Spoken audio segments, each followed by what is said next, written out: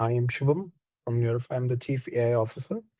So a little bit about Neurify. We started with a vision of creating autonomous neural system which aggregates healthcare data from various sources, and then that is intelligent enough to analyze the claim, not just provide next best action, but also to do that action. And in most of the cases, like I said, we take those actions, we have built those agents. So we have multiple agents that are automatically and in an autonomous fashion orchestrated.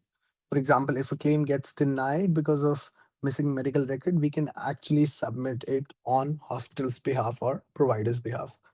And the major USP that we have is that we have actually ended up training our own proprietary suite of models, LLMs, which is trained on healthcare and rev cycle data. And the best part is it can be hosted locally within client's environment. It can predict, like I said, the next action. It can predict missed charges uh, for the claims. The model that we have is mostly trained on medical necessity data, which helps us with submission of prior auth as well. It helps us in obtaining financial clearance for patient prior to care, and eventually helps us in reduction of denials as well.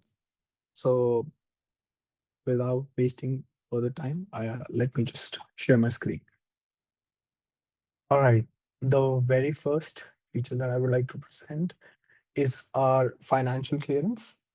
This is exactly where we have partnered with Steady, where we're utilizing Steady's APIs. So the moment I would say uh, a patient is scheduled, uh, our platform is able to ingest multiple formats of data, be it HL7, be it X12, be it Epic.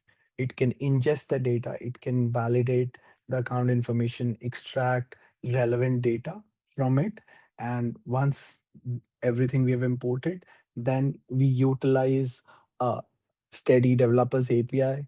Uh, we are using Insurance Discovery, which is able to extract the payer name, the plan. Then we have eligibility API that defines whether it's active or not.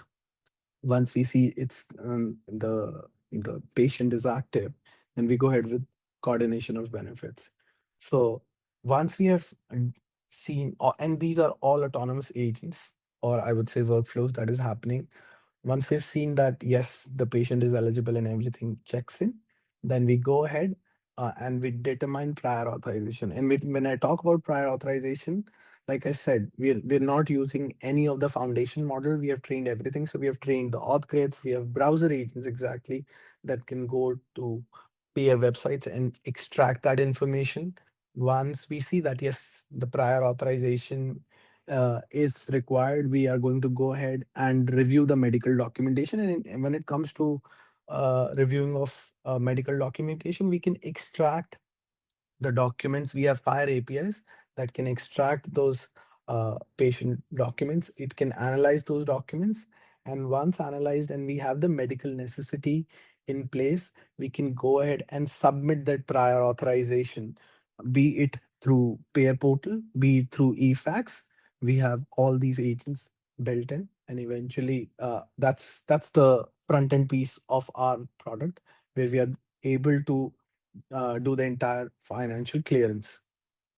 The second piece is the backend. Let me just go ahead and open it.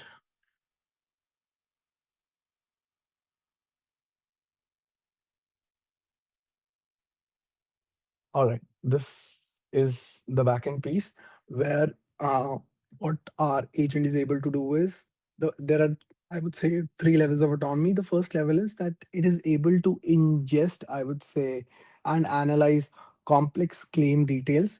And based on the claim details, and again, we also get the latest claim status from Steady.